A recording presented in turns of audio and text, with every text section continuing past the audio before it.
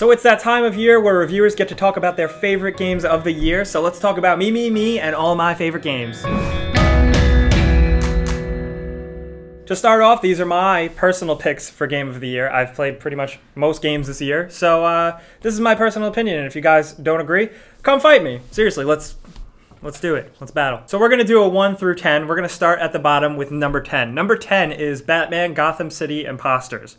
This was a downloadable title for PC, PS3, and Xbox 360, and it was kind of a quirky take on the Call of Duty multiplayer formula, Call of Duty and Counter-Strike formula, and it was really, really unique, and I had a blast with it. I feel like this little game was overlooked because it was a downloadable, free-to-play type of game, but I thought the free-to-play model worked really well for this game. There was a lot of different ways you could customize your Batman-esque character or your Joker-esque character, and it was a lot of fun for not only Batman fans, but fans of, first-person shooters and stuff, which I was. So this game I felt like was perfectly tailored for me, and I had an absolute blast with it, and I still pick it up every once in a while when I'm really getting that multiplayer itch, just because there are some quirks to it that just make it a bit more fun than your average shooter. So if you have some spare change floating around in your PSN wallet or some extra Microsoft Xbox Live points, definitely check out Batman Gotham City Imposters because it's pretty fun. Number 9 on my list is Dishonored. This actually almost didn't make the cut, but I thought about it and I went back and played it again, and I really think that how unique it is, it deserves a spot on the list. There were parts of it where I was pretty bored, and it wasn't a very, I didn't find it to be a really consistent experience as much as a lot of people had, but I really did appreciate the true hardcore nod to those old school stealth games where you really need patience, and the art style was really great. Like I said in my review, it's kind of like a combination of Fable and 19th century Victorian England and like Half-Life 2 sci-fi, and that alone kind of made me think of putting it on the list for that. It's something you should experience, even if you don't play through the entire thing, because the story I really didn't care about, but just experience it for what it is, because Dishonored is pretty cool. Number 8 on my list is a downloadable title that you might not have heard of called Lone Survivor. Lone Survivor is a 2D side-scrolling kind of point-and-click survival horror psychological thriller that I was really blown away by. It's an indie game and it was developed by one person. I think that's incredible. One guy made this game. However, the quality of this game is akin to any other, type of game out there like it. But there really isn't anything like this game. I really liked it because it was a true return to survival horror. It felt a lot like Silent Hill, a bit like Resident Evil, but mostly a lot like Silent Hill, and I really thought that was incredible that they managed to get that feeling from a two-dimensional sprite-based kind of game. While it's sprite-based, this game looks incredible. The art style to this game, it's kind of like a post-apocalyptic adventure. I don't want to get too into the story, but the story is very interesting. But the game did look really great. I really enjoyed it, and there were parts where I was legitimately scared at a game I never thought in a million years I would be scared of, or tense, or stressed about. I didn't think I'd ever feel that feeling again from a survival horror game, and Lone Survivor brought that back, and I think that's incredible. Numero 7 on my list is Halo 4. Yeah, I had to get a AAA crazy title in there. Halo 4 I had a blast with. I really think in a lot of ways it was a huge step forward for the series in a lot of ways. However, it was very safe when you think about it. A lot of things they didn't really go far enough ahead with. However, I think that the potential that it showed, being developed by a new studio, makes me so excited for Halo 5. But Halo 4, I really, the single player was great. It was probably the single player I enjoyed the most. While, I did say the story was simple in the review, it was effective. I really enjoyed it. And the story of Cortana and Master Chief, to me, was more humanized and enticing than ever. So that alone, coupled with multiplayer that was pretty retooled, that I did enjoy quite a bit, despite it being very different from the other Halos, I played it for quite a bit. I still jump back from time to time. Number 6 is a title that I didn't get a chance to review, but I did play the crap out of, is Hitman Absolution. Hitman holds a special place in my heart. It's one of my favorite series. I've been playing it since the original came out. As a young boy, I've been murdering people. I probably shouldn't have. But Hitman Absolution really kind of was a step forward for the series in a way that didn't damage it at all like I thought it would. I was very afraid, and most fans were very afraid that this game would come out and kind of step too far away from what Hitman originally was. And now, it certainly was in a lot of ways. Many things are streamlined and simplified, and I usually am the type of person that does not like that. I like my games complicated and hardcore as they can be. But in Hitman Absolution, I feel like the changes to the series made sense. They really made sense, and kind of added an extra layer to it, surprisingly. And I had a lot of fun with that, like the instinct system and the new inventory systems or lack thereof and stuff like that. I really enjoyed. And the story, while the story I felt was probably the weakest in the Hitman franchise, it was weak because it was too much. It had too many characters, too many things going on. The agency was kind of personified, which I didn't like. The agency was supposed to be mysterious. But I really think that it had probably some of the most incredible, iconic scenes the Hitman franchise has ever seen. Just the art style for this game, the visuals, just the way scenes are presented, the way things are set up, the way things happen, and the way they look. I was blown away by certain parts of this game. There were scenes in Hitman Absolution that I will not forget for a long time. There were so many memorable parts to this game. If you're not a fan of the series, I'm not sure if you're going to like this, but I can say go back and play the other ones and then play this one because it's fun, it looks incredible, and definitely worth checking out. Number 5 on my list is The Walking Dead. I'm going to publicly admit that when this game was coming out, I hated Telltale games. I was like, this game is going to be such a piece of garbage. And look what happened. The Walking Dead turned out to be fantastic. I actually think that this is what Telltale Games had been shooting for with the Jurassic Park game, with the Back to the Future game, and now they finally nailed next-generation point-and-click storytelling adventures with The Walking Dead. The amount of choices and the effect that your choices make in The Walking Dead are unparalleled. I can't even... It's crazy how great this game is and how much your choices really affect things. Way more than even things like Mass Effect. It just did such a good job at making you really stop and think about every decision you make. So many times during this game, I stopped and sat at the screen trying to think, like, what do I do? Oh my god. Just the fact that the characters are so effectively illustrated made those decisions so hard. The characters, you get attached to almost every single character in the game. Yeah, there are a couple of them that are stereotypical and some that are a little annoying, but overall, everything in this game was incredibly well written. The game itself, it's a point-and-click adventure, so you're not going to be like, woohoo! But you're going to be sitting there, you're going to be somber, you're going to be affected by this game. I want to show this game to people who haven't really played video games and don't think of it as a good storytelling medium. I want to show them this game and be like, check this out. We're coming down to the wire here. We're at number 4. And now before I talk about number 4, I want to talk about how I picked my game of the years. I really looked for games that I really just spent a ton of time with and really enjoyed, regardless of whether I love the story, I love the graphics, just overall how much I enjoyed it and how much I wanted to go and play it. So number 4 is Super Hexagon, the iOS mobile PC game. I know what you might be thinking, Jake, you picked an iOS game for number 4 on your game of the year. I have not played an iOS game more than I have played Super Hexagon, and I haven't been so it's like controller gripping, even though you're gripping your phone. It really is such a I don't want to use the word visceral experience, but it really is.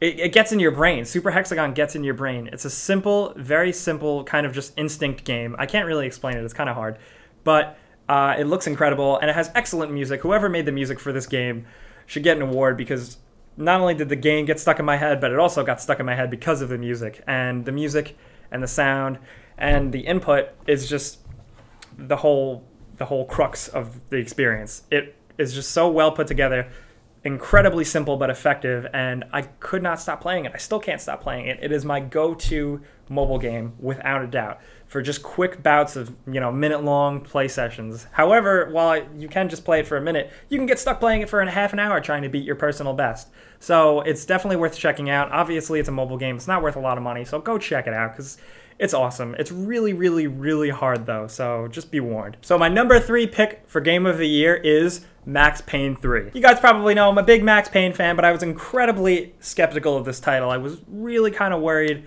about how it would pan out. And fortunately, it panned out for the better. Max Payne is a game where when you pick up and play, you can really tell just how painstakingly accurate the developers tried to make the controls. I haven't played a third-person shooter that controlled more tighter than Max Payne 3. Yeah, you can argue it's clunky and, sometimes the cover doesn't work, but just the movement and the shooting, I don't know, something about it just felt so impacting, and shooting people never felt so good.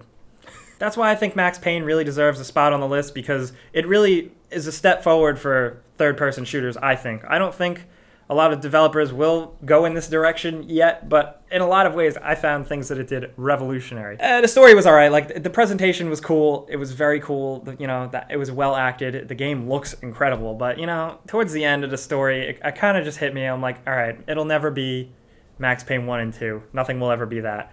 But it came pretty close. It was very cool. It felt very much like a Michael Bay / Michael Mann movie, you know, visually, and I had a ton of fun with it. And it's a game that you can really go back and play, just because there's so many great scenes, just great shootout scenes where you just shoot and papers fly, pieces of wall fly. It's great to play over and over again. And that being said, the multiplayer was pretty damn competent. I played the multiplayer for quite a bit, thinking, you know, another tacked on multiplayer. Multiplayer worked perfect. Rockstar did a great job implementing multiplayer into the Max Payne universe, and it controlled pretty well. And they even managed to make slow motion work in a multiplayer environment. So props for that. That's pretty cool. So Max Payne 3, you know, another one I think is not going to be for everyone. I almost thought it wasn't going to be for me, but it's pretty damn good. Number 2 on the list, I keep doing like hand, I'm so stupid. Number 2 on the list is Sleeping Dogs. Sleeping Dogs, if you don't know, was the game that was supposed to be the next true crime game, and now it is Sleeping Dogs, published by Square Enix.